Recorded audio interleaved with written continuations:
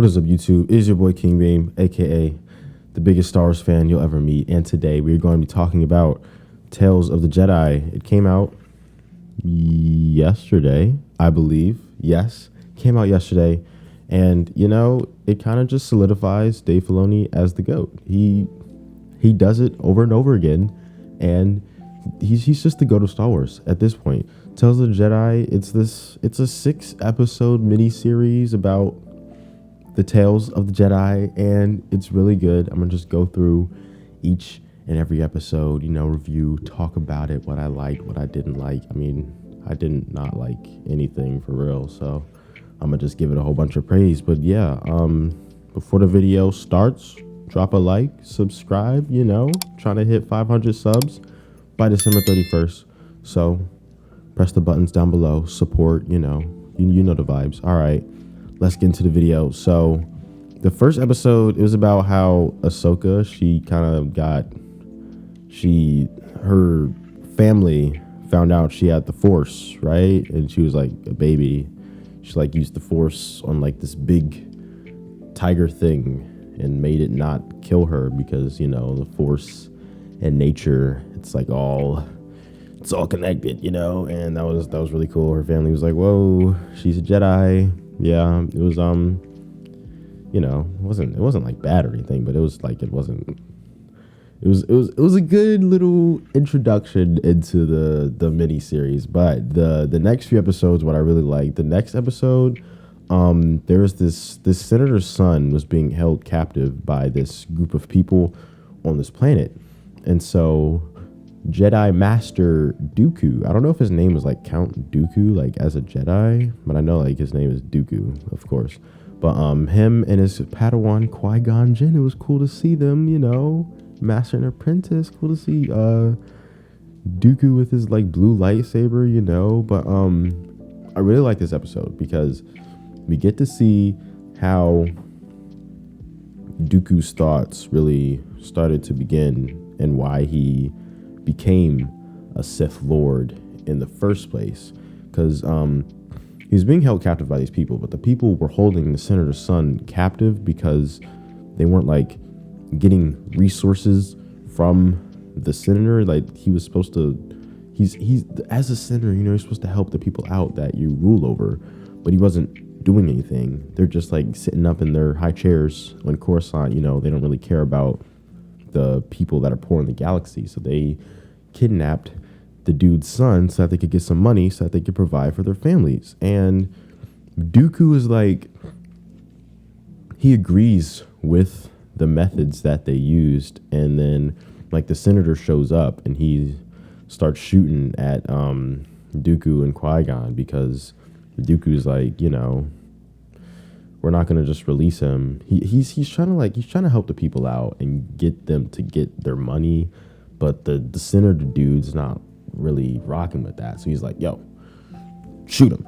And so then Dooku, they're deflecting the blaster bolts and everything, but when it gets down to it, the people start to die. So Dooku's like, all right, he literally force pushes Qui-Gon out the way. He's like, all right, bro, I got this. He starts choking the dude, using a little bit of that dark side, Darth Tyrannus, he chokes the dude and he's about to kill him, right? And then Qui-Gon's like, yo, master, hey, chill. And then the dude's son, he gets set free and he vows to help the people. And Dooku, he says something about how the Senate it's corrupt, because the Jedi are ruled by the Senate. So he feels the Jedi are corrupt because they just do whatever the Senate tells them to do. They're not actually helping people as they should, as he believes a Jedi should. And that plays into the next couple of episodes. The next episode, is with Dooku and Mace Windu. And as the episodes go on, time is passing.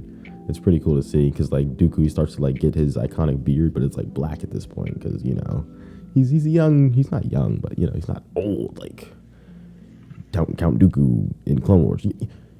Y'all know what I'm talking about. Anyway, they go to this planet and then I think some security guard was killed or something. No, a Jedi was killed.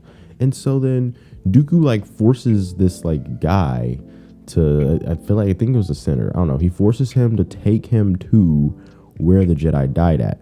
And he's doing all this analysis, and he's like, a Jedi would never die like this. And there's like no blaster bolts on the ship or anything. So he comes to the conclusion that the guards that the Jedi had with her turned on her and killed her, right?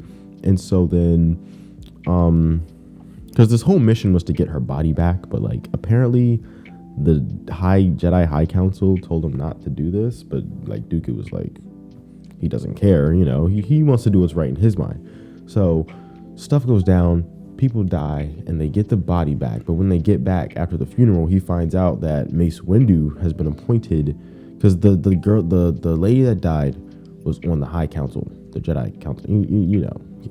If you know Star Wars, you know what I'm saying. Anyway, Mace Windu, this is how he got on the council. And then Dooku, he felt like he should have been on there, but he didn't. And then he's kind of salty about it. But you can see his evolution to Count Dooku. All right. So next episode,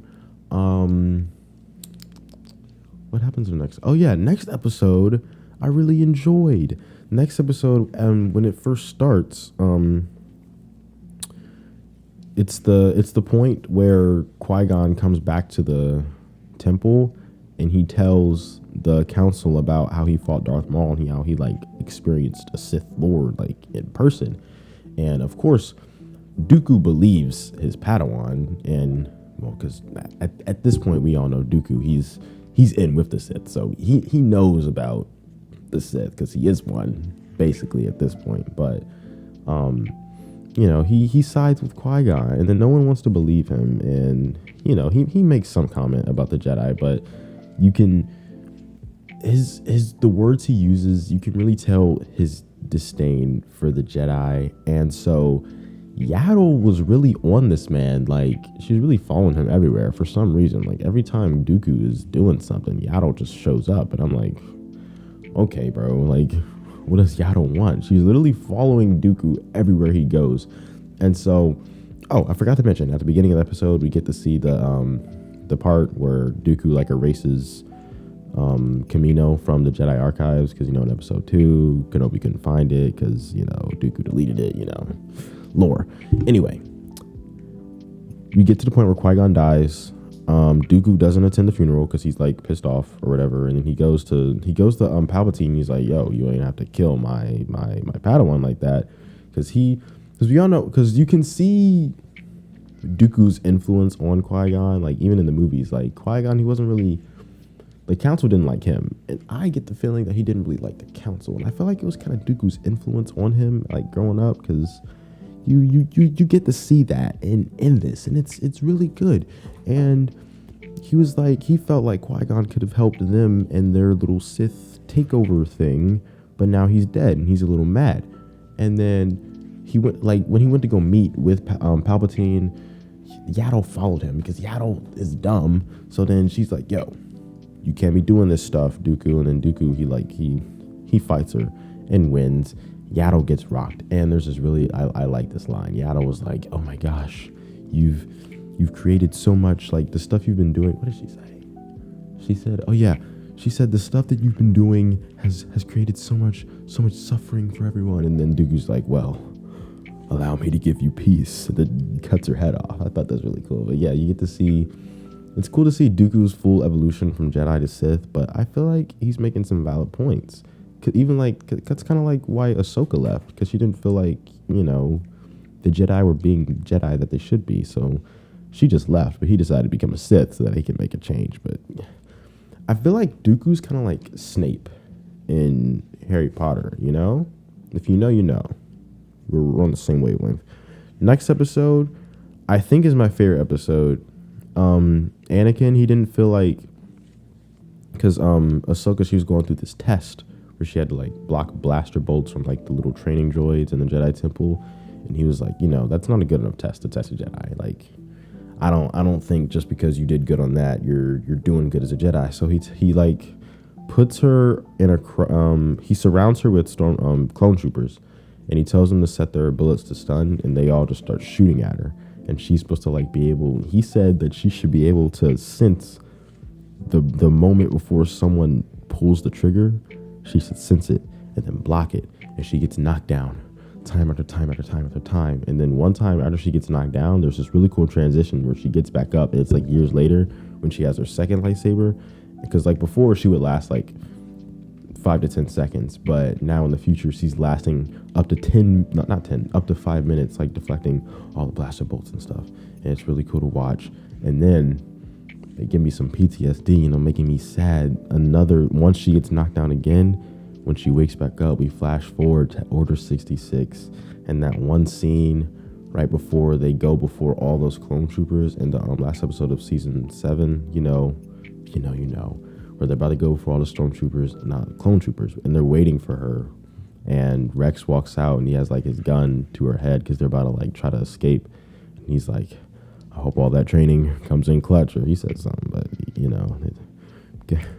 maybe tear up a little bit. Order 66, Clone Wars season 7 was very sad, for all of us Star Wars fans out there. It was hard to watch, But yeah, next episode is really cool. At the beginning, Ahsoka like went to Padme's funeral. That was cool or whatever. But if you read the books, the Ahsoka book, she like goes as Ashla after Order 66, and I thought that this was the moment where she like creates her white lightsabers, because in the book she fights an Inquisitor, but she takes his red crystal and like purifies it. That's why she has white lightsabers. But this was like before then, but still an Inquisitor showed up and was trying to kill the people, so she had to step in and kill the Inquisitor.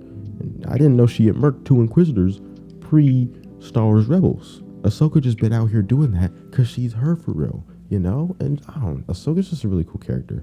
But yeah, that's a little brief overview of all the episodes. Animation is, of course, it's great.